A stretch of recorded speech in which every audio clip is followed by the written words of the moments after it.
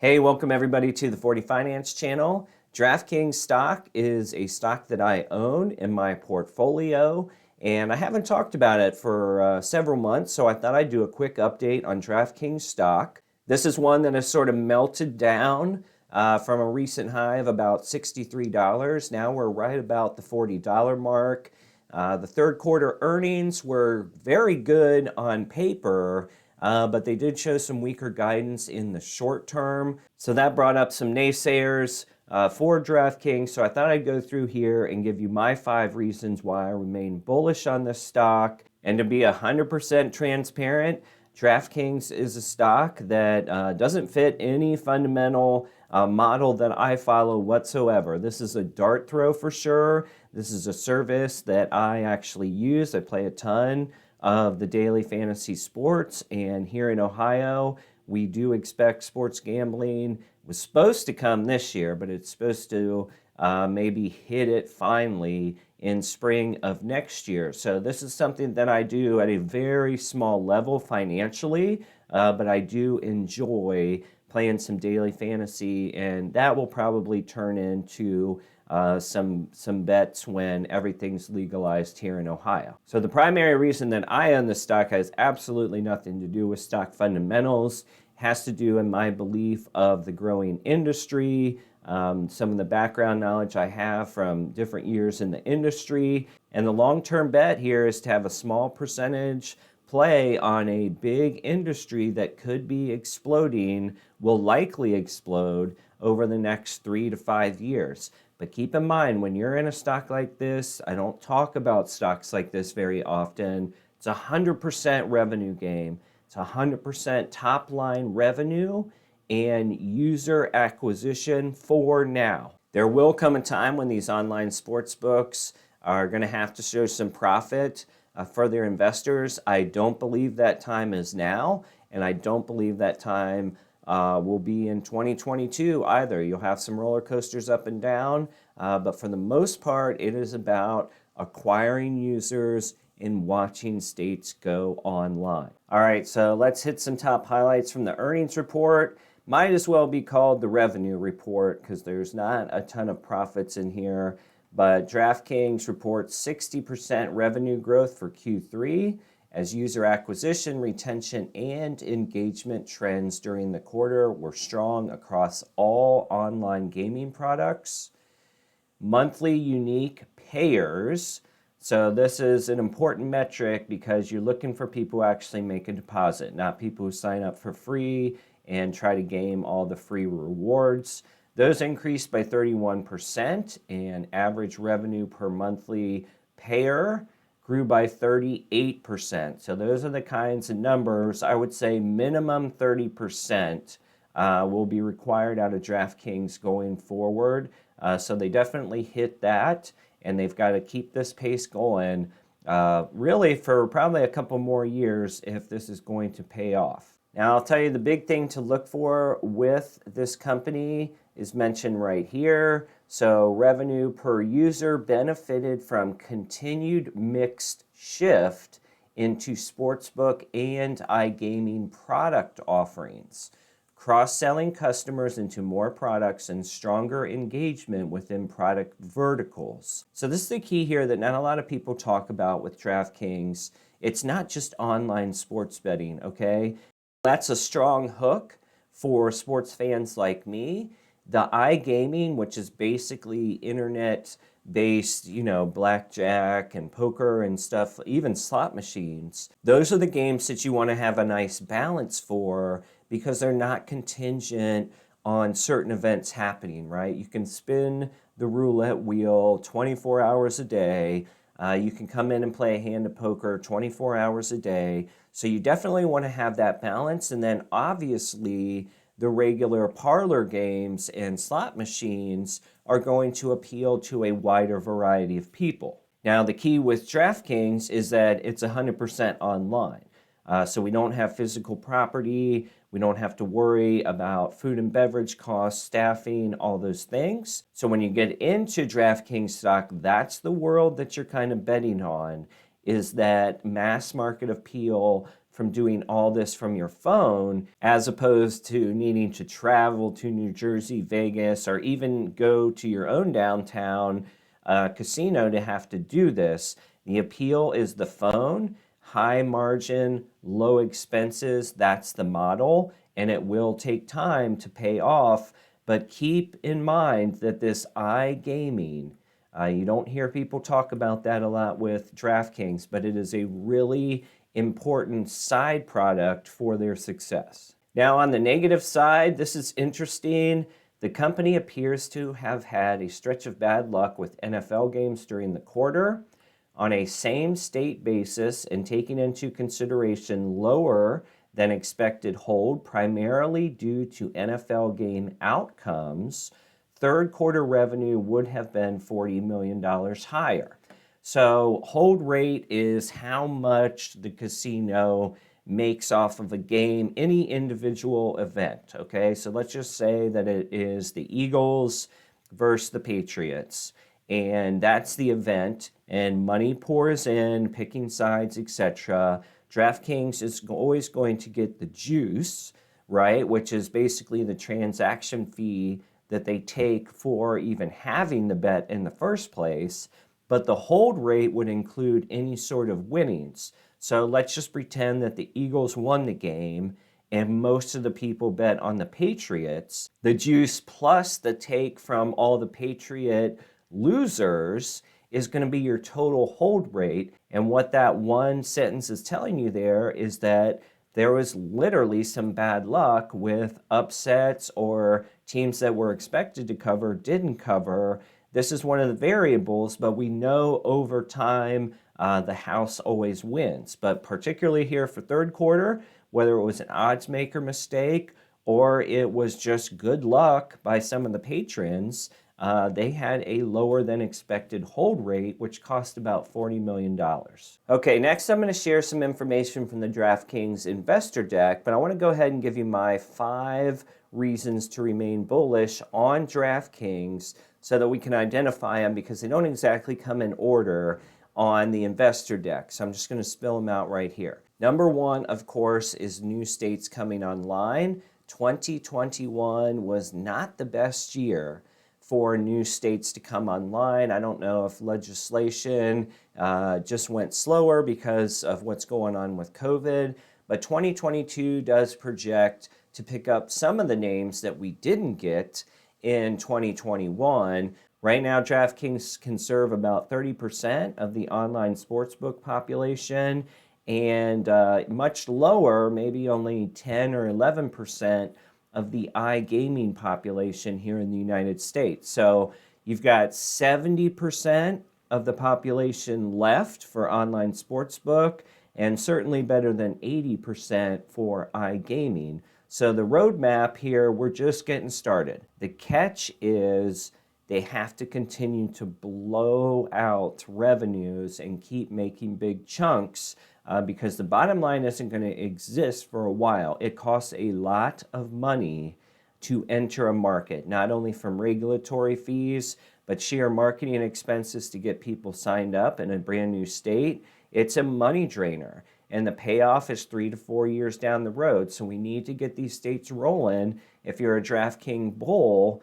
And if you believe that, it's good to know that 70% plus of the population hasn't even been tapped yet. All right, number 2, I've already talked about, which is that blend of iGaming. Like I just mentioned, the percentage of iGaming exposure to the population from DraftKings world is very low right now. We'll see it in the investor presentation. There's a lot of runway there. And to be honest, it's probably a much more predictable model. We talked about the hold rate. There is literally decades of information on hold rate for blackjack tables and roulette and stuff like that. So iGaming, much more predictable, probably than online sportsbook. So that's a good run that they still have yet to get. Number 3 has to do with DraftKings technology stack that powers all their platforms. They purchased a company last year, SB Tech, and only right before football season did they move fully over into an in-house integration So what this does is it just cuts lead times down and allows them to experiment more without having to share any information with an outside firm. So it's a subtle detail that most people wouldn't recognize, but we're excited about the future for it because it just gives them more control than they had even just a few months ago. All right, number 4 for me is just the brand and the aggressiveness. This game is not easy to go in and win gambling market share. It requires a lot of upfront costs. And DraftKings, as you know, it's a SPAC, it's a blank check company. They are borderline reckless with how much they're going out and signing up new partnerships and everything. And the reason I say borderline reckless, to a lot of outsiders, it would look that way. But I can tell you that a conservative approach to this gaming market as these states are opening up, it's a once-in-a-lifetime opportunity for companies to literally spin up out of nowhere. So DraftKings has their model, not proven, okay, not proven that that model will work. This has never been done before, that these online sports books are starting up in new states. But for me anyway, I prefer their approach of more of like a shotgun, like let's just go for it, grab revenue, grab market share, and we'll see where we land in 3 to 5 years. Obviously, that type of style doesn't work for everybody, so I don't blame you if you're not interested in a stock like this. All right, and then the last reason to remain bullish, I mentioned the tagline earlier, the house always wins. It costs a lot to fill the house, right, with gamblers and deposits and all that. But at the end of the day, the house always wins. The percentages are always there, but it is a volume game, okay? Just think of a warehouse or a factory or somebody who's making, 2 to 3% on a transaction. The easiest way to make more money is to just get more customers.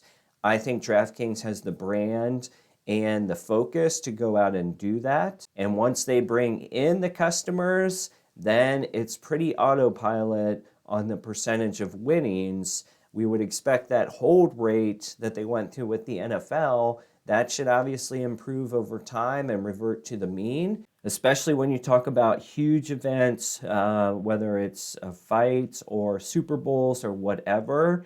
It only takes 1 or 2 wins a year in a big event to totally flip the books of a house into the positive. Okay, I'm going to go through this investor deck, and all I'm going to do here is call out a few of these stats. So this was Q3, $213 million of revenue, 60% year-over-year growth in Q3, despite the problems we talked about with hold. And we also know with the hold, they assume it cost them about $40 million, okay? So that was a miss of 20% or a loss of 20% just on that hold rate.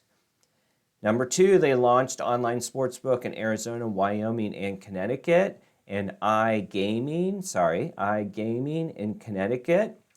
Live, there's the stats, 29% of the U.S. population for online sportsbook, 11% for iGaming.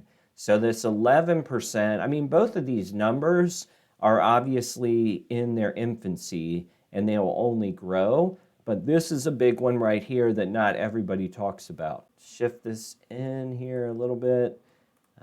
Continue to establish DraftKings as leading product and content innovator. You see they launched these micro betting, which is just, like what's going to happen on the next play. Is it a run? Is it a pass? Stuff like that instead of betting on a whole game. And then number 4, their newest edition, the DraftKings Marketplace, which sells NFTs, digital collectibles, etc. Gross merchandise volume of 20 million, so 10%, I believe, of the 213 million. If that NFT world starts to produce more, then this could turn into a nice little plus 20, plus 30% unexpected revenue stream over time. All right, active customers per adult during our first 30 days in Arizona and Wyoming outperformed other state launches.